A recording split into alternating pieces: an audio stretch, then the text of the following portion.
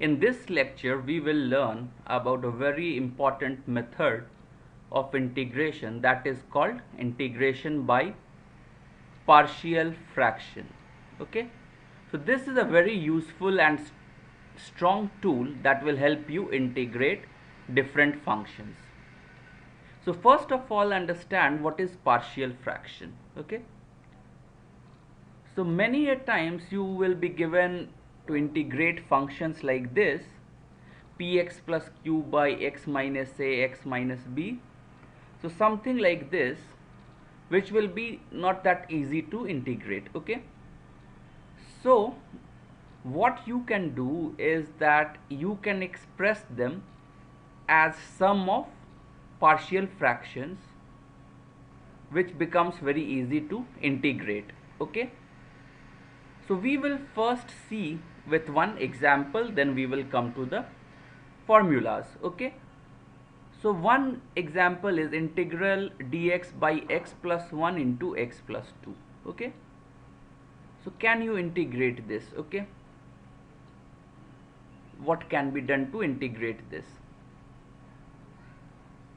It seems difficult, isn't it? What can be done?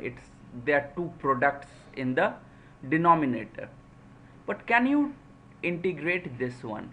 1 by x plus 1 minus 1 by x plus 2. This is very easy. Yes, we can integrate it because it is of the form integral 1 by x dx, which becomes equal to log of mod x. Okay, so we can integrate this. So now the question is, and we know that okay, if you add these two, it becomes x plus 2 minus x minus 1 by x plus 1 x plus 2. So this x gets cancelled and this is 1 by x plus 1 into x plus 2, which is this one.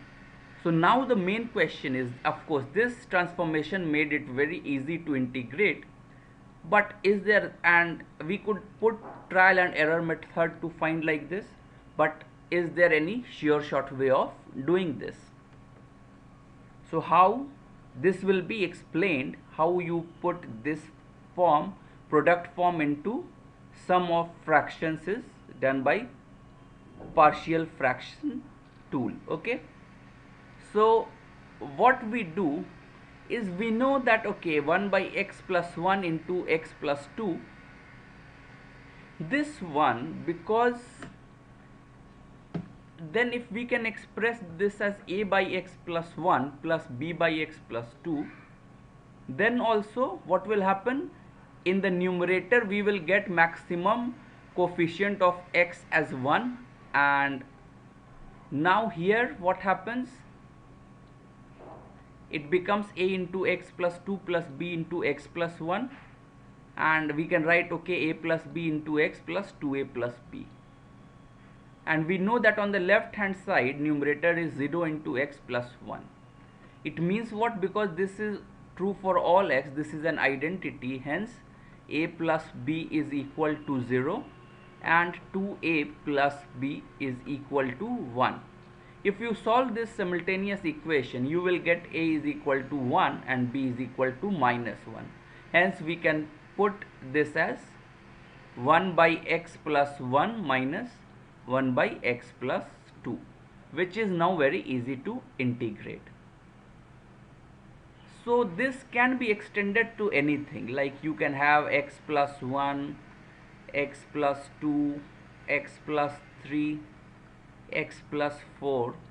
Okay, so this can be a fraction like this also, and what can happen is, again we can write it as a by x plus 1 plus b by x plus 2 plus c by x plus 3 plus d by x plus 4. Okay, we can write it like this. So you don't have to become afraid if this number of the x plus 1 x plus 2 terms become very large. Okay, because then also we can always put it on the form of partial fractions, and then it is very easy to integrate. Okay, so next what we see is that another form of problem, that 3x by 2 3x minus 2 by x plus 1 whole square x plus 3. So can you integrate this? Again, it's looking very difficult because now there is cubic term. Even if you multiply this one, it will be a cubic term, and then it will be difficult to integrate. But what we can do is a by x plus 1, again partial fraction, we can write it in the form a by x plus 1 plus b by x plus 1 whole square plus c by x plus 3.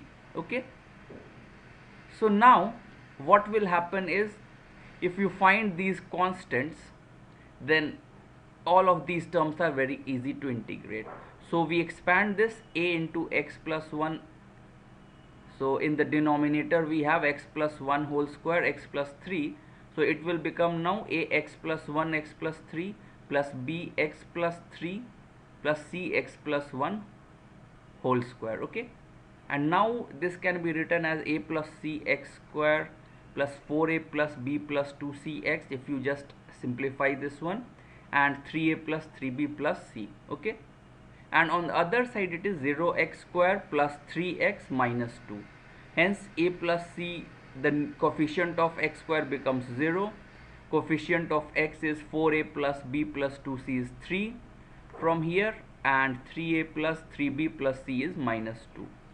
So we have again system of 3 equations in 3 variables, and we get a is equal to 11 by 4, b is minus 5 by 2, and c is minus 11 by 4. So now it becomes very simple to integrate this one. So it is now equivalent to integrating this is now equivalent to 11 by 4, 1 by x plus 1 minus 5 by 2, x plus 1 whole square minus 11 by 4 x plus 3. If you integrate these, so it is very easy. 11 by 4 log x plus 1 plus 5 by 2 1 by x plus 1 minus 11 by 4 log x plus 3. So the main idea is that if you have in the denominator some product of linear functions or quadratic functions, then you try to see that okay, if it cannot be done by usual methods, we had learned that okay, we could handle till ax square plus bx plus c. But if you have term which is cubic and to the power of 4 to the power of 5, then you cannot integrate it with usual rules that we have studied. But then you try to factorize the denominator and then make it as a sum of partial fractions, and then you will be able to integrate it very easily.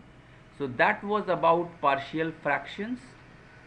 And now what we were seeing initially, so if you have a function of the form px plus q by x minus a into x minus b, you can write like this in the partial fraction format. Px plus q by x minus a whole square, this can be written as a by x minus a plus b by x minus a whole square.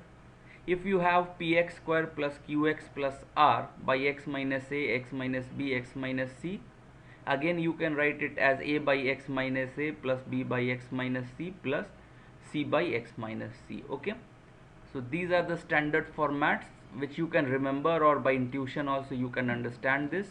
So px square plus qx plus r by x minus a whole square into x minus b. So whenever you have a square term, then you have to write both to the power of 1 to the power of 2, a by x minus a plus b by x minus a whole square plus c by x minus b. So like this you can do change the integral into this partial fractions and easily integrate. So I hope you understand what is partial fractions and how to integrate using that. So thanks a lot.